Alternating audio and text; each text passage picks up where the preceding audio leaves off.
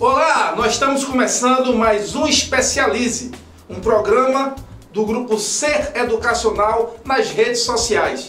E hoje nós vamos falar de um tema que eu acredito que você nunca ouviu falar na sua vida. Você já ouviu falar sobre o mundo VUCA? Será que ouviu? É interessantíssimo. E para aprender sobre o mundo VUCA, fique ligado que o Especialize está no ar.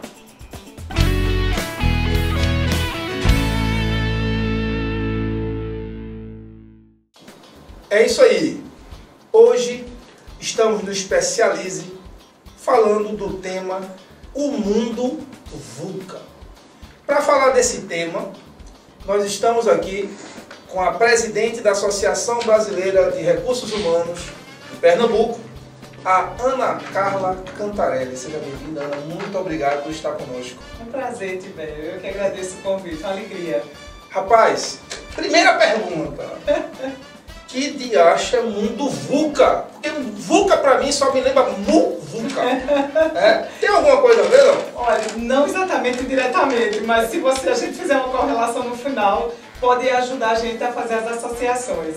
A gente brinca aqui, né, do ponto de vista regional, dizendo que tem a ver com muvuca, é exatamente um movimento desordenado. Isso. A ideia de muvuca é isso, né? É aquele movimento desordenado. Se a gente fosse pensar do ponto de vista conceitual, a ideia de mundo, VUCA, e VUCA é V-U-C-A, que vem das iniciais em inglês de volátil, incerto, complexo e ambíguo. Isso. Então, se a gente fosse, entre aspas, traduzir, seria um VICA. Mas aí a ideia do ponto de vista do conceito é VUCA mesmo. Então é volátil, incerto no inglês, complexo e ambíguo.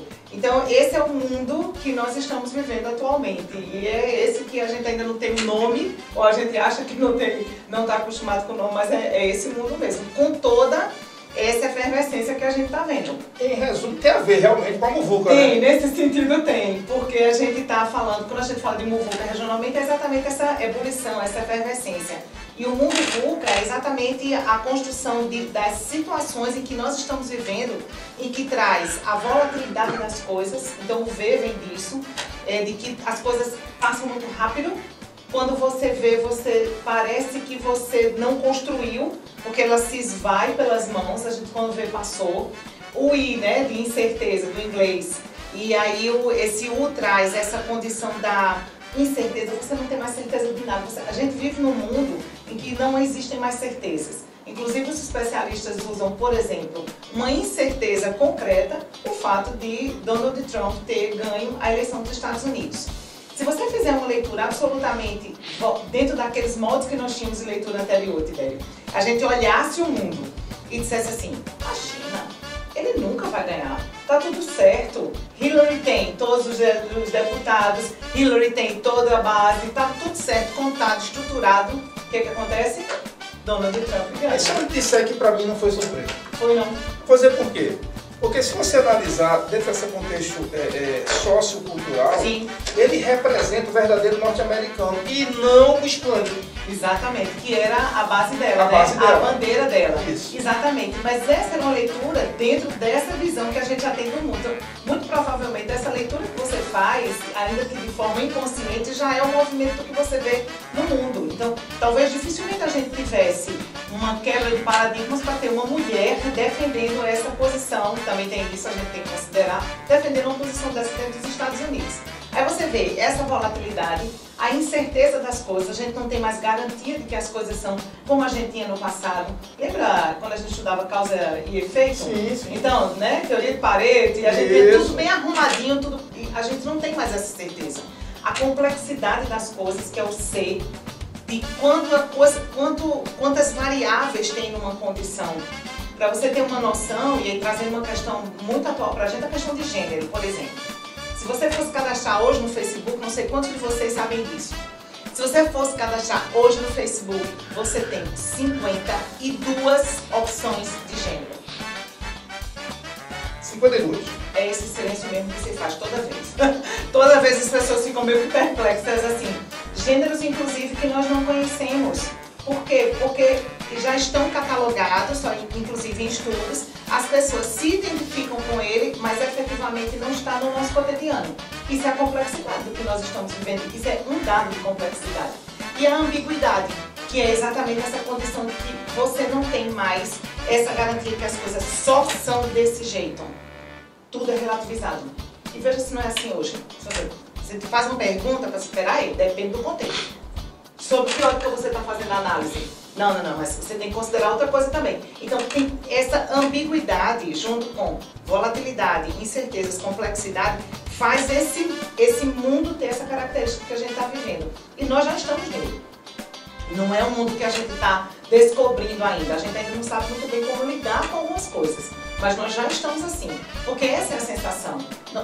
As pessoas já sentem, talvez elas não saibam exatamente o que é isso. Mas é exatamente assim que a gente já está vivendo. Esse já é o nosso mundo.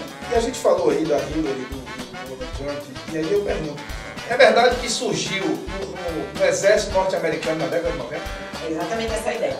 A ideia do mundo VUCA, ele foi idealizado exatamente por um general que, diante do preparo para ir à guerra e lidar com essas tropas, ele começou a perceber que aquele preparo que ele tinha, de toda a base que ele tinha de compreender como estratégia, de compreender forma de atuação, de compreender que preparo precisava que os seus soldados tivessem para estar naquela guerra, simplesmente não dava conta de quando ele chegava no fronte de guerra. Então, assim, aquele tempo não dava mais condição dele ter... As coisas eram muito mais rápidas, as respostas iam mais rápidas, e aí ele preparava um soldado que, quando chegava, tinha outros desafios efetivos na prática. E isso foi exatamente a partir dessa ideia. E é muito interessante, né? Porque é dentro de um exército. Muito, porque eu acho que até um seriado um dia desse. Sim. E era um ex-combatente de guerra que ficou com problemas psíquicos. E ele cometeu alguns crimes e tal, e aí alguma pessoa que era um policial estava ajudando ele, e ele disse, eu não quero fazer isso. Ele tomava ações inconscientes, Sim. que eram resquícios possivelmente do que ele vivenciou. Aí ele fez, eu fui preparado para isso, eu fui preparado para a guerra. Aí o policial olha para ele e fez, para a guerra foi, mas para o pós-guerra não. Exatamente. Essa é uma das coisas que, bom, isso teve uma questão concreta lá no passado, mas ainda mais hoje é que, às vezes, o tempo entre sair para a guerra, foi exatamente isso que esse general se colocou, até chegar efetivamente lá, essa mudança, ou a volatilidade da questão do tempo, como as coisas mudam rapidamente. Então, às vezes você está aqui preparado e trazendo isso para o mundo da educação, Tibério, isso é uma questão super para a gente começar a pensar sobre isso. Nós já sabemos que nós não temos preparado, nós não sabemos para que profissões os alunos que estão hoje começando o ensino fundamental estarão prontos para trabalhar. Elas não existem ainda. Veja que coisa louca. Nós estamos preparando alunos para alguma coisa que nós... Bem isso. E aí entra toda uma complexidade, porque veja, o mundo VUCA surgiu do exército americano. Uhum. O mundo VUCA trabalha numa coisa chamada gestão. Aí tudo que se tem de gestão veio do exército, planejamento estratégico. Sim. Planejamento e estratégia veio dos militares. O termo estratégia né? E aí nós temos, eu acho que até um processo dicotômico que eu peço que você ajude a gente aqui. Porque assim, tudo vem do exército. Sim. E aí se diz, o exército é enrijecido e tal, mas todas as novidades de gestão saem do exército. E nós vivemos uma época hoje que é muito assim, líder é bom, chefe é ruim. Mas se tudo sai do exército, não fica meio complexo isso? Acho que a gente tem outras questões que precisam ser consideradas aí. E esse é um dos grandes embates. Eu fiz uma palestra sobre o mundo VUCA recentemente e foi exatamente isso que uma das pessoas disse: Ana, eu estou saindo aqui meio perturbada. Ela falou, porque assim, eu trabalho com garantia da qualidade, eu faço isso e meio que, enfim, meu planejamento estratégico serve para quê mesmo agora? Falei, então, para muito pouco. Pensando do ponto de vista daquele planejamento estratégico, que aí você fez o link com a questão do exército histórico, que previa, entre aspas, tudo que ia acontecer nos próximos 10 anos, nos próximos 20 anos. A gente não tem mais isso, velho. Não é mais possível isso. Mas aí entra uma outra questão aí em cima disso. A imprevisibilidade. Ótimo. Mas... Das incertezas. Das incertezas. Mas, trazendo para o lado da gestão, tá? É mais fácil eu trabalhar em certeza com alguém que eu sei que vai fazer o que tem que ser feito ou alguém que nunca faz o que manda ser feito? Aí são as duas coisas. Veja, como é que a gente pode trabalhar isso aí? Acho que o fato de ter pessoas que vão, digamos assim, questionar as coisas é exatamente o perfil que a gente vai precisar começar a pensar. Porque como não tem previsibilidade, precisa ser alguém que diga assim, tá, e a gente precisa mesmo fazer isso desse jeito?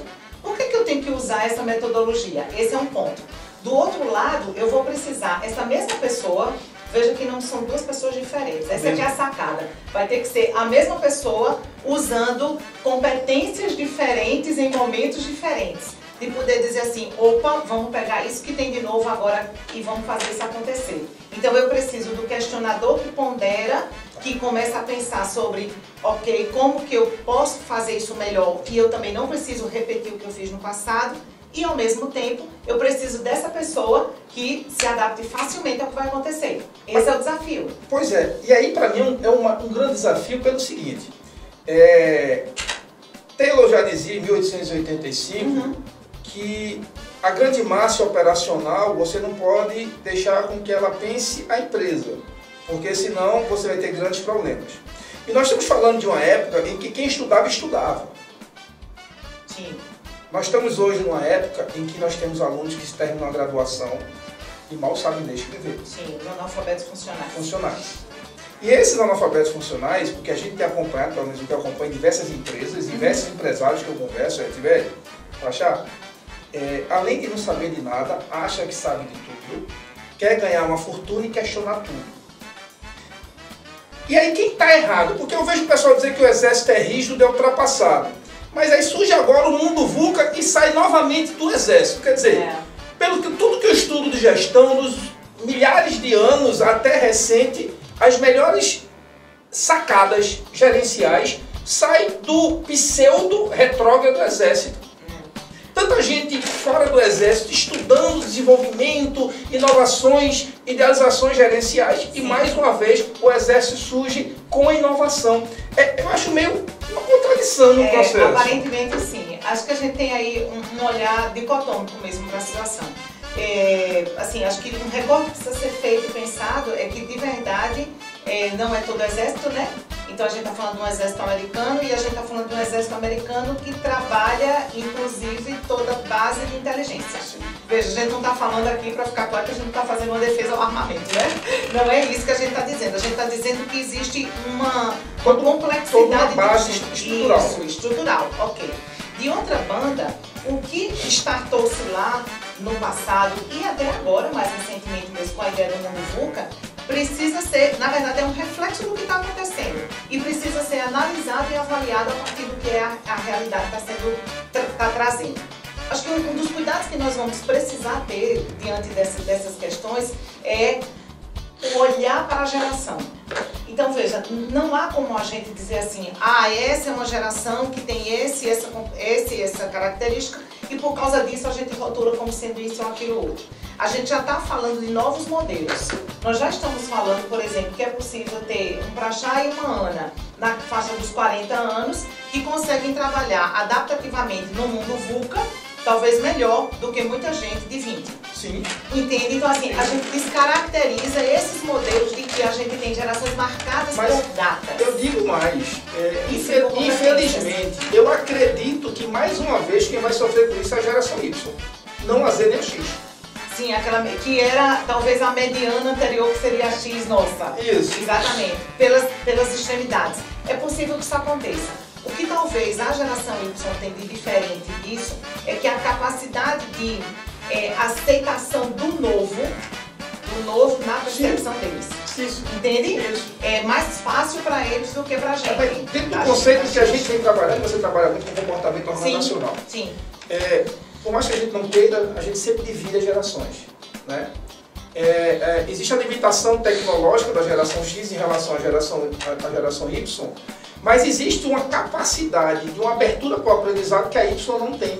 A Y é a sabedora de tudo, como ter a informação disponível o tempo inteiro, não sabe nada, mas acha que sabe de tudo. Não conseguiu fazer essa leitura de que tem um saber diferenciado, né? Isso.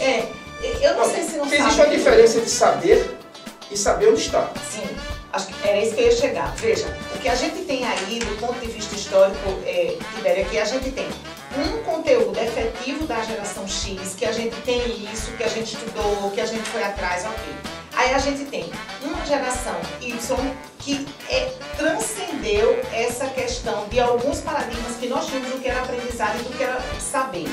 Porque também, aí eu vou falando um pouco como RH, acho que às vezes, ou muitas vezes, a gente também, e eu estou fazendo toda meia-culpa nessa história, viu, todo um olhar mesmo na área de RH, a gente quer recrutar pessoas com perfil inovador, que tragam diferenciais para a organização, que sejam competitivos, e aí a gente pega um modelo de recrutamento e seleção de uma geração que não tinha isso e diz, agora eu quero que você se encaixe nisso.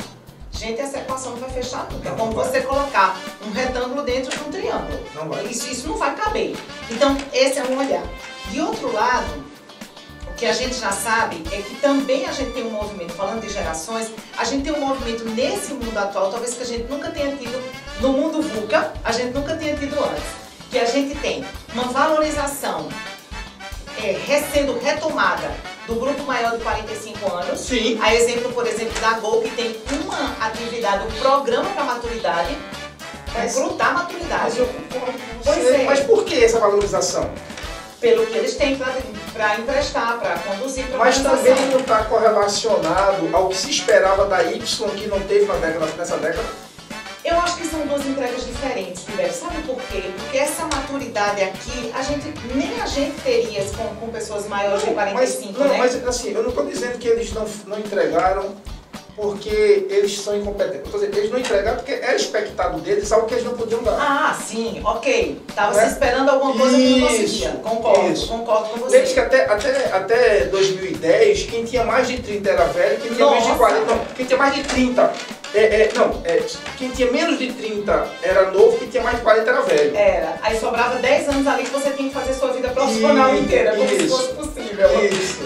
Então, assim, eu acho que essa é a questão que a gente está vivendo. A gente está vendo essa valorização, a gente está vivendo o meio de campo, teoricamente, somos nós, os mortais, nesse meio de campo aí, e a gente tem uma geração chegando. Então, o nosso grande desafio vai ser viver esse caldeirão de possibilidades em realidades que é possível ter a escuta de alguém que não vai ter, por exemplo, esse modelo que a gente tinha de ter que colocar a biometria, de registrar a entrada, registrar a saída. Hoje de manhã a gente estava numa discussão num grupo estratégico de gestão de pessoas e a gente estava conversando sobre isso. O que a gente estava dizendo? Nossa, como que, já falando sobre essas questões relativas à reforma trabalhista, enfim, que foi, que não foi, que está em todo esse impasse, e a gente estava questionando como que a gente vai tratar, por exemplo, com uma geração que faz uma entrega, que pode ser inclusive da casa dela no formato home office, sim, super tranquilo, sim, e que eu não tenho como controlar ponto,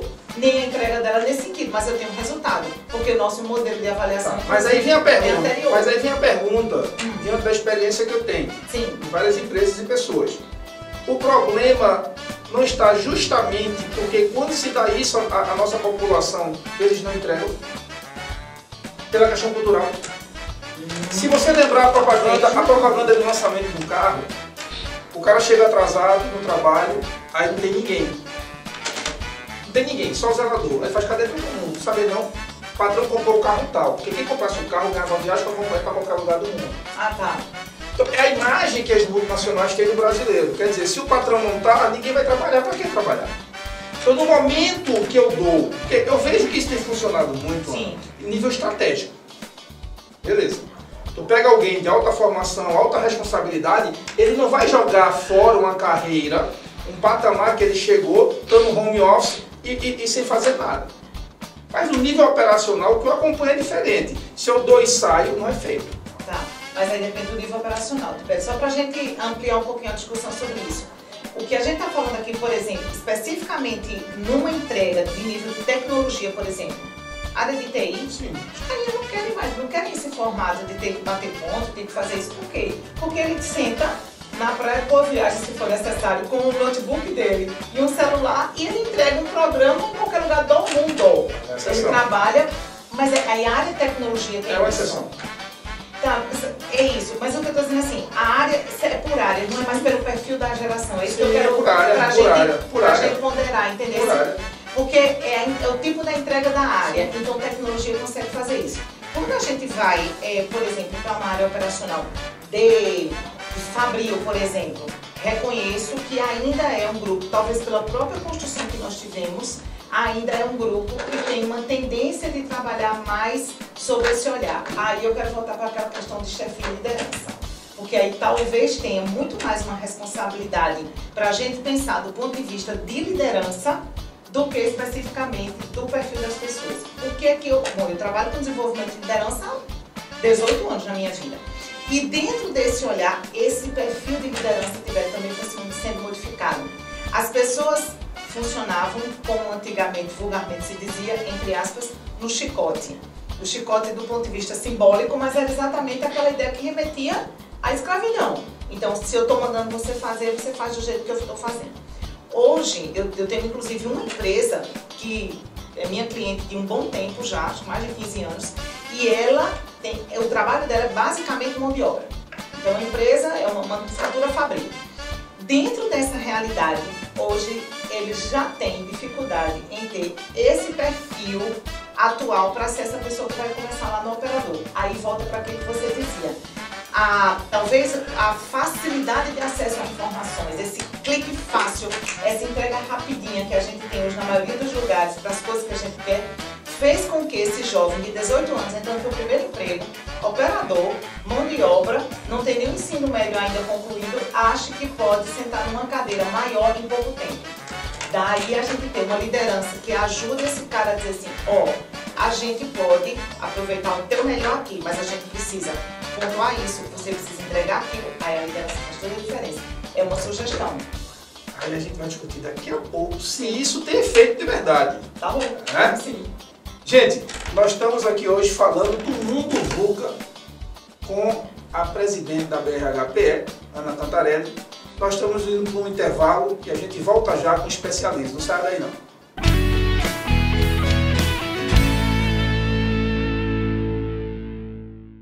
Venha ser especialista com quem mais entende do assunto. Faça uma pós-graduação Uninasal. São cursos nas áreas de Direito, Educação, Exatas, Saúde e Negócios. Com professores e coordenadores que são referência no mercado.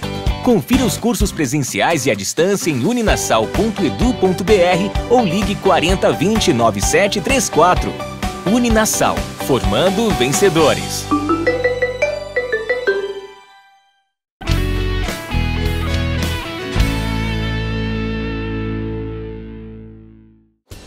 Estamos de volta com o Especialize, falando do tema O Mundo VUCA, com a nossa presidente da BRHPE, Ana Cantarelli. Estamos falando da efetividade. Ana falou que o nível operacional, se eu pego um líder, um comandante que saiba trabalhar e orientar, o resultado vem. Ana, eu vou dizer para você, os dados estatísticos que eu tenho de todas as empresas, isso não acontece na prática, é só a teoria. É que a gente ainda tem eu estou lhe dizendo mais de 85%. Reconheço, Tibério. Veja, eu acho que a gente tem um caminho para caminhar nisso. Eu lhe digo porque é exatamente um público que a gente vê. A experiência tem mostrado, e assim, quando a gente está falando exatamente dessas formações de desenvolvimento de liderança, que nós temos um gap muito grande. A gente teve modelos de liderança no passado que funcionaram durante um bom tempo e a gente não apaga nem nega isso, muito pelo contrário, a gente reconhece o quanto isso foi importante. Ocorre que talvez a gente tenha perdido um pouco o time da virada de chave para poder compreender que de verdade a liderança precisa estar mais perto dessas pessoas para que elas consigam entregar. Então você imagina que em 2004 o Hunter veio falar sobre a questão do líder servidor. Então, assim, que é exatamente que não é o servidor no sentido da subserviência, sim. É o servidor no sentido de estar à disposição de atuar, ajudando, de apoiar. Exatamente. Acho que nisso a gente ainda tem um gap ainda. A gente ainda não conseguiu compreender completamente que essa é a liderança que vai fazer diferença daqui para frente. Eu estou falando porque tem duas situações Sim. que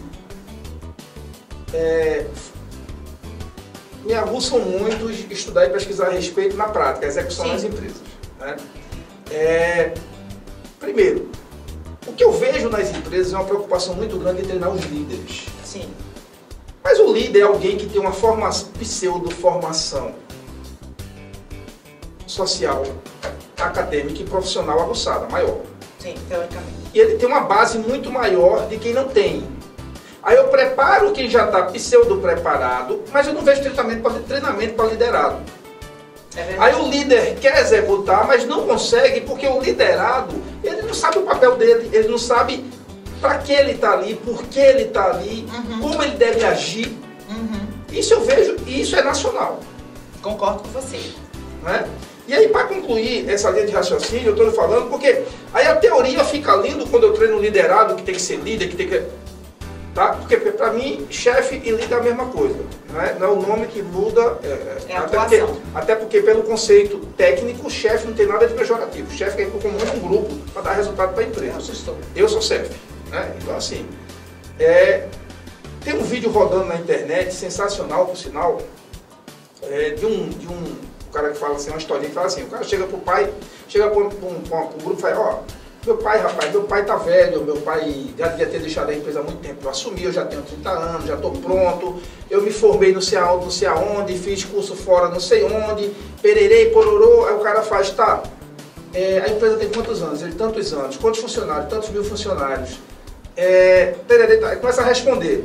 Tá, teu pai com tua idade já tinha o quê? Já tinha a empresa já tinha tantos anos, a empresa já tinha não sei quantos milhões, não sei quantos mil funcionários, meu pai já tinha eu e meus irmãos, e tu com 30 anos, tem o quê? Aí o cara, como assim? Você tem que ir em empresa, já fez o que da sua vida, já deu o que de resultado? Aí assim, a gestão do pai é ultrapassada, mas é o pai que fez e faz a empresa acontecer. Ele é o supra-sumo que nunca botou uma barraca. Para dizer, essa aqui foi eu que fiz dar certo. Sim. Eu vejo isso muito acontecer. O subordinado, o liderado, que critica a autogestão, mas nunca executou nada para dizer, ó, eu provo que eu consigo fazer algo. Então eu acho que existe um modismo muito grande nesse cenário, né, de que o superior é responsável e se não dá certo a culpa é do superior. Existe muito isso. É falha da gestão. Ainda é assim. E eu acho lindo o discurso, né? Se a empresa teve sucesso, são as pessoas. Se teve fracasso, foi o gestor. Como assim? Acho que tem algumas coisas para a gente pensar aí. Acho que o primeiro ponto é que, assim, o investimento é prioritariamente na liderança, porque a gente também já sabe que essa liderança, e normalmente a média, não a alta, surpreendentemente, mas é a média liderança que faz o que eu digo das coisas alavancarem ou atravancarem. Que é quem está interligado. Perfeito. É o elo, é quem faz a ligação entre as coisas. Bacana.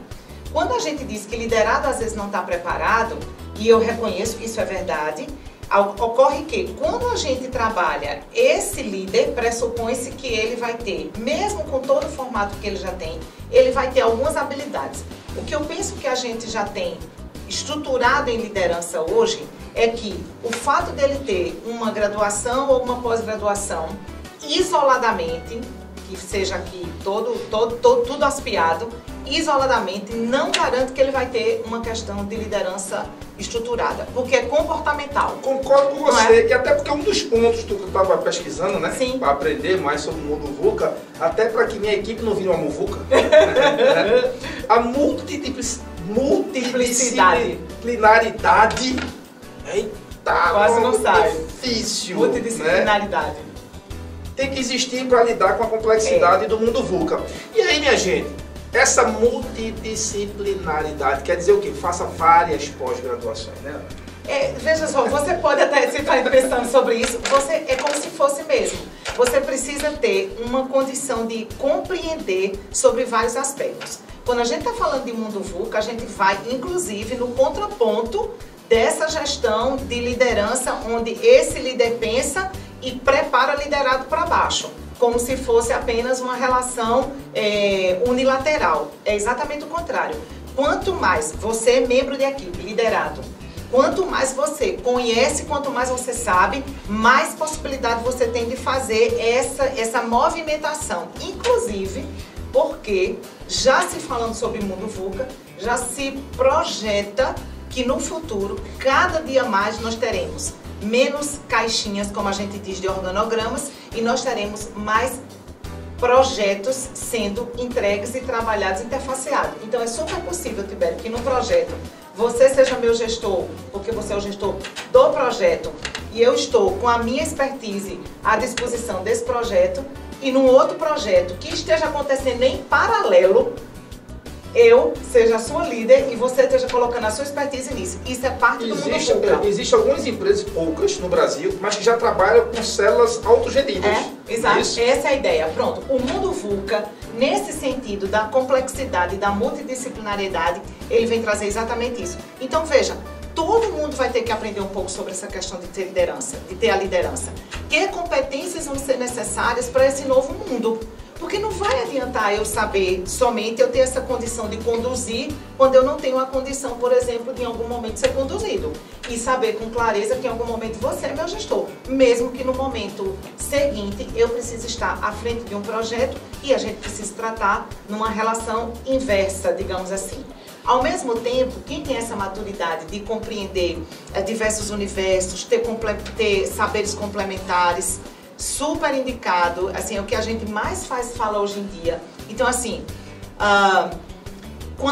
se você precisar hoje investir num desenvolvimento da sua carreira, comece a olhar que nuances você tem de complementariedade. Gestão de carreira basicamente é isso hoje. Então, assim, vamos lá, dentro da área de gestão de pessoas. Então, você já fez uma graduação, fez um tecnólogo em RH, vamos imaginar? Ok, ou fez uma graduação em administração, em psicologia, bacana. Tua pós, a próxima é o quê? Psicologia organizacional, gestão de pessoas, ok. A segunda pós vai para negócios, vai ouvir gestão empresarial, vai entender um pouquinho sobre como o marketing impacta nisso. Nós precisamos de gente que tenha esse olhar complementar. E às vezes a gente fica meio que no funil, e isso era muito próprio da geração anterior, você se especializava. O que é que acontecia? Às vezes ficava um beco sem saída. Eu acompanho o processo de coaching uma executiva nessa situação. Só para exemplificar para ti, o que aconteceu? Ela teve 4 filhos, e entre o terceiro e o quarto, o terceiro filho é um filho especial, e com toda a demanda que isso precisou ter, e aí, enfim, como ela mesmo disse, por um descuido veio o quarto, então ela tinha um filho menor, com um filho especial no começo que dedicava. Ela já tinha se afastado do trabalho mais ou menos uns 2 anos e meio. E aí engravidou desse quarto filho, emendou 6 anos. Ok. Uma executiva que trabalhava especificamente com um produto de venda no Nordeste, que era um sistema de relacionamento do CRM desses da vida que nós conhecemos. E por uma questão, né, da ética a gente não coloca o nome, mas era isso que ela fazia, ela vendia. Ok. 6 anos, tecnologia mudou. Não tem mais aquele CRM. E aí ela me procurou dizendo assim, Ana, eu preciso de um coach, porque eu não sei o que é que eu faço da minha vida. Veja, ela era a especialista, é isso que eu estou dizendo. Então, em 6 anos mudou a vida dela. Ela não tem mais lugar no mercado, literalmente, assim, não cabe, não é nem mais nem usado. Imagine que os clientes grandes, enormes que ela tinha, não são mais. Aliás, usam do concorrente, que é melhor do que o dela, e ela não sabe nem qual era o dela, nem mais conhece mais o do concorrente. Então, assim, uma pessoa completamente perdida nesse sentido, que eu digo que é o afunilamento, a especialização que virou beco sem saída. Se especializou, então assim, cuidado com o beco sem saída. Amplie seu preparo. Gente, chegou o fim. O programa hoje eu tenho certeza que vocês adoraram. A Ana foi sensacional. Vamos fazer parte 2. Muito obrigado. E assim, quer aprender mais sobre o mundo VUCA? Quer aprender mais na prática? Vem até aula nas nossas pós-graduações com a Ana. Sim. Vai ser não perca não, tá certo? Então, ó, quem gostou, semana que vem nós temos mais especialistas para você. Até a próxima.